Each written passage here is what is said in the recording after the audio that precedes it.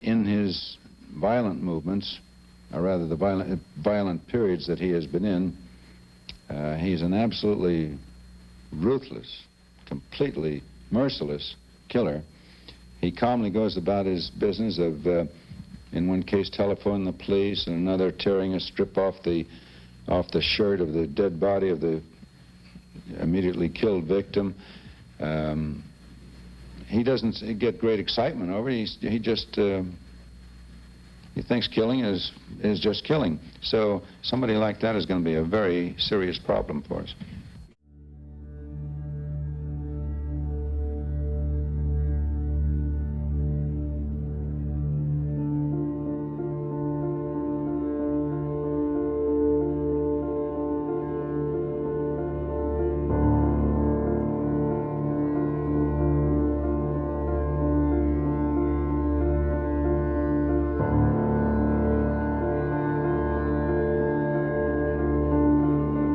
Possibly they were ordered out of the car by the responsible, and the boy was shot right at the side of the car, and the girl apparently tried to run, and she was shot and found 28 feet further on. Why did this happen? It was a senseless murder, I believe.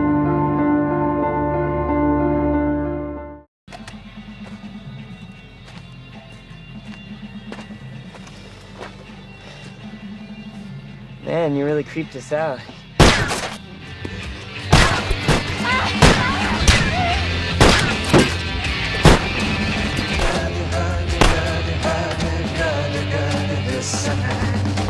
Here comes a roly-poly man and he's singing songs of love.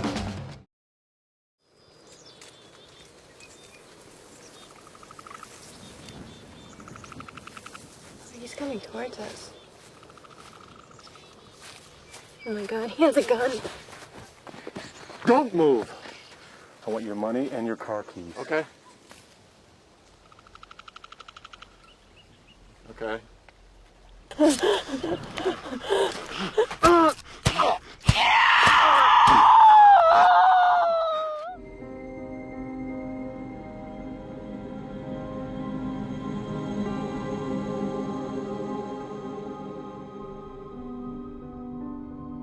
The guy told him to take the money. He said, I don't want it. Says, all I want to do is kill you people. I have to kill you. And then he stabbed the girl. So, The boy was conscious enough to give you a description of the man? Oh, yes, the boy thought he wasn't gonna make it. He wanted to give a description to the guy best he could. About the best he could give us, that he had a hood over his face, and he was a big guy, 6 foot or better, over 200 pounds.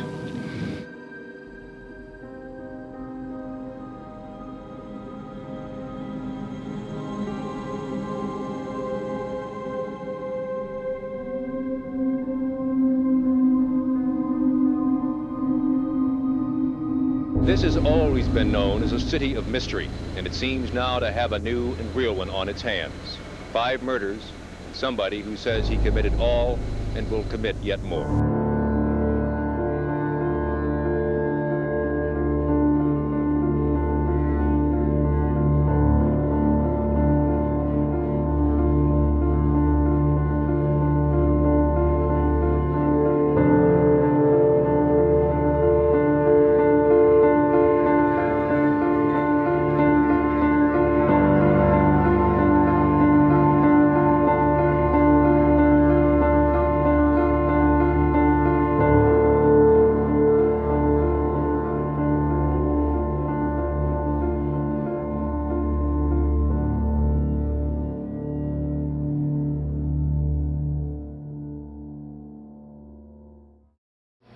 A search goes on in San Francisco for the man known as the Zodiac Killer. The Zodiac Killer seems to crave publicity. He sent letters and cryptograms to newspapers and the police, recounting his crimes, threatening more murders, and making Bay Area residents very edgy. We're just about in the same position. We're still following a tremendous amount of leads. We're getting a tremendous amount of information every day, not only from the Bay Area, but from all over the nation. As you know, we have heard from him. ourselves through our local press, and recently he has written to an attorney here in San Francisco, but as far as any specific piece of physical evidence or any specific individual, we're no closer than we were.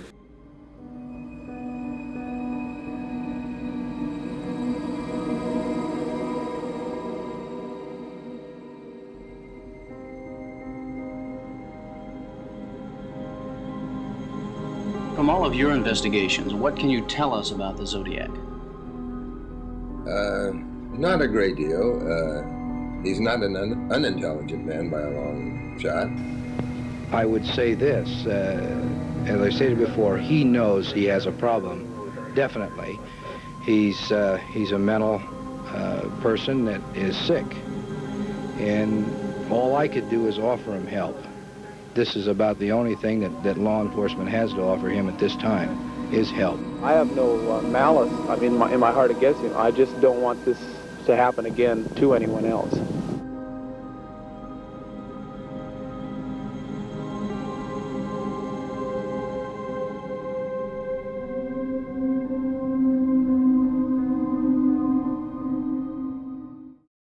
He said in one of his letters to the Chronicle, from that point on, he was not going to specify which killings were his, but some would be, he'd make some look like accidents, some look like suicides, some look like robberies, and that he would just play this game. We ran this story, and the Zodiac Killer sent a Halloween card addressed to me personally. And for about a year, I carried a gun around, which was an unnerving experience also. Today, there was a possibly significant development in the terrifying case of the man who calls himself Zodiac and has boasted that he is responsible for 5 murders in the last 9 months. Today, in a bizarre twist, the hunted has become hunter. San Francisco Chronicle reporter and Zodiac target Paul Avery claims to have uncovered new information regarding the only unsolved homicide in Riverside County's history, a 1966 Southern California murder.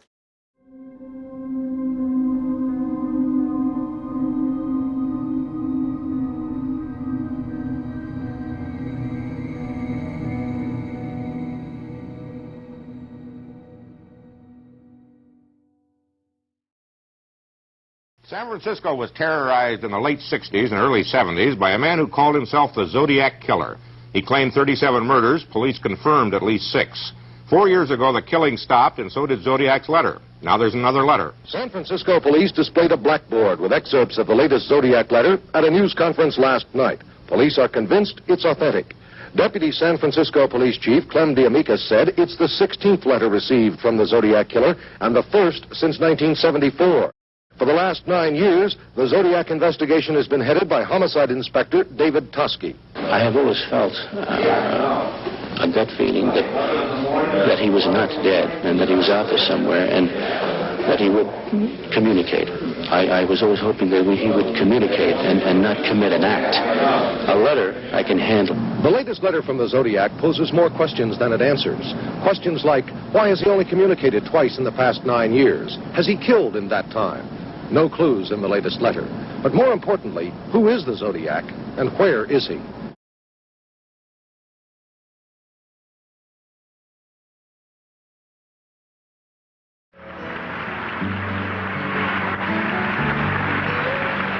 We are talking today about serial killers. We've asked to join us a serial killer authority. His name is Robert Graysmith, and this man has spent 10 years researching the Zodiac before he wrote a book on it. This has been going on now since 1966, this series of unsolved murders. Everyone in that case is terrified to speak. The stabbing victim from Lake Berryessa has gone into hiding. He's a criminal lawyer. He's never spoken again about the case. The young man that was with Pam's sister, he's dyed his hair and moved to Southern California. I can see the terror that runs through this case over the years. Why has he not been caught? Extremely intelligent. This man has crafted ciphers that have never been broken to this day. A certain amount of luck involved, too. And he's highly skilled. He's skilled in explosives, cryptography, any type of weapons. Even a master criminal? A master criminal, and uncaught to this day. For 25 years, he's been suspected of being the infamous Zodiac murderer. Now, he finally speaks out, branded a butcher. As far as I can tell, Allen seems to be the best suspect they've come up with. I feel that there are so many areas that point directly at Arthur Lee Allen that I feel that he is a viable suspect and in all probability the Zodiac. There are a lot of people around who with all this bad publicity, are probably sure that I'm a Zodiac. People who know me, no problem. Thank God for our Constitution, because that says a person is innocent until proven guilty. You have to hear this. No, I don't, Robert. The birthday was the one time that he was weak. The one time that he gave something away. Robert, I am calling the police. It's Arthur Lee Allen. Okay, Arthur Lee Allen and the Zodiac, their timelines. 8 months before that, Allen is fired for molesting his students, and his family discovers that he's a pedophile. Arthur Lee Allen lived in his mother's basement on Fresno Street. Door to door. That is less than 50 yards. No, I'm most certainly not the Zodiac Killer. Vallejo police investigators said they never charged Allen because they couldn't explain discrepancies in the Zodiac's handwriting. They haven't arrested me because they can't prove a thing. I'm not the damn Zodiac.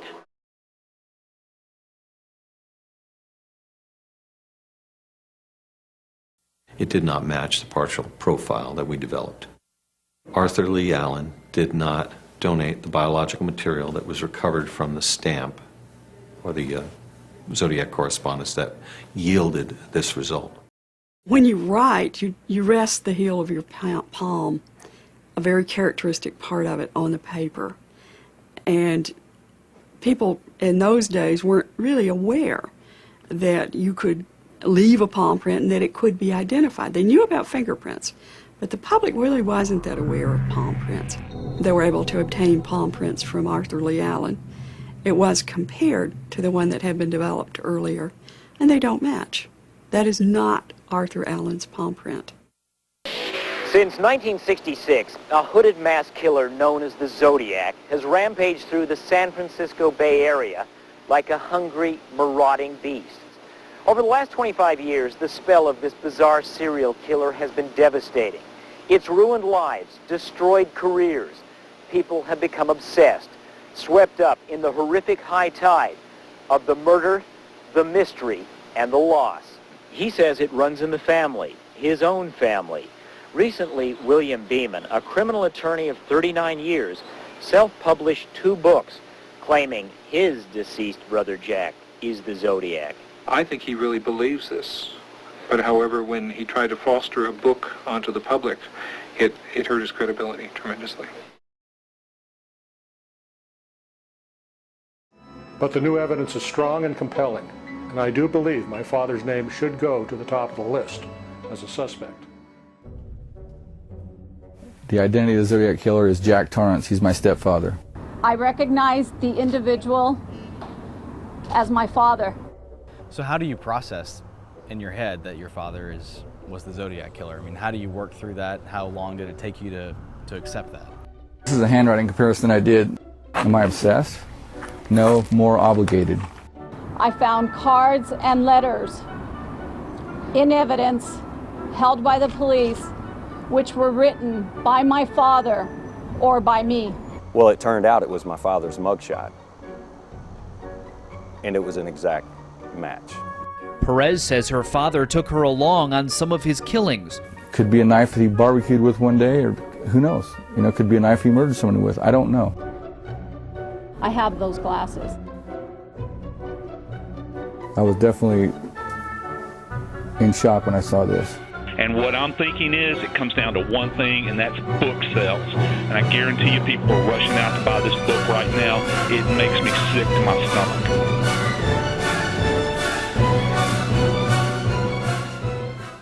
It's very important, and I think this is something that's been forgotten about in the Zodiac case.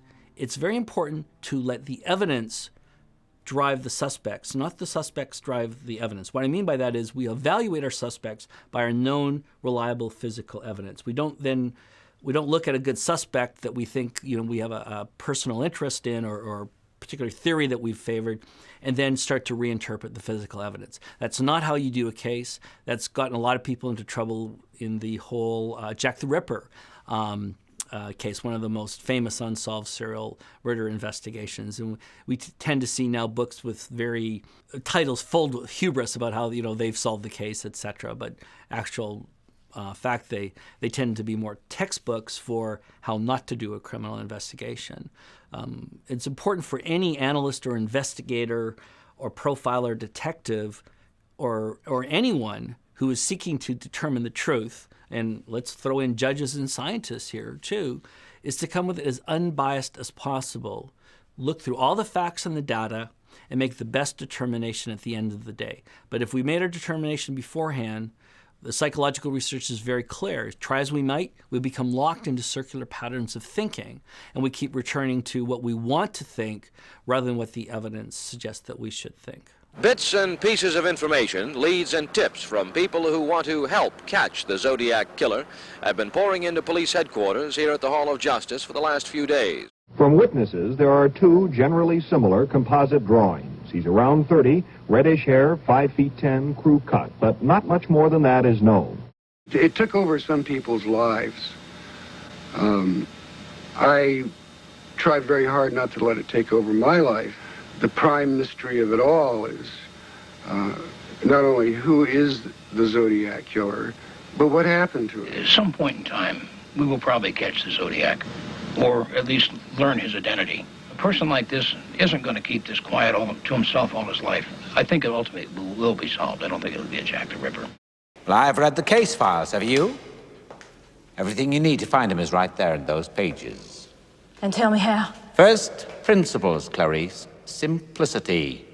Read Marcus Aurelius. Of each particular thing, ask, what is it in itself? What is its nature? What does he do, this man you seek? He kills women. No, that is incidental. What is the first and principal thing he does? What needs does he serve by killing? Anger. Social acceptance and sexual frustrations. No, he covets. That is his nature. And how do we begin to covet, Clarice? Do we seek out things to covet? Make an effort to answer now. No. We just... No, we begin by coveting what we see every day. Don't you feel eyes moving over your body, Clarice? And don't your eyes seek out the things you want? Here's what we know. Sherry Jo Bates attended Riverside Community College. She studies in the library the night of October 30th, 1966. She leaves with an unidentified male at closing, 9 p.m. Her body's found the next morning in a parking lot, stabbed to death. Her car is disabled. Someone cut the coil to the distributor, the battery died. That someone comes back, offers to help. 6 months later, the police, the girl's father, and the paper, they all received these. Double postage, just like Zodiac.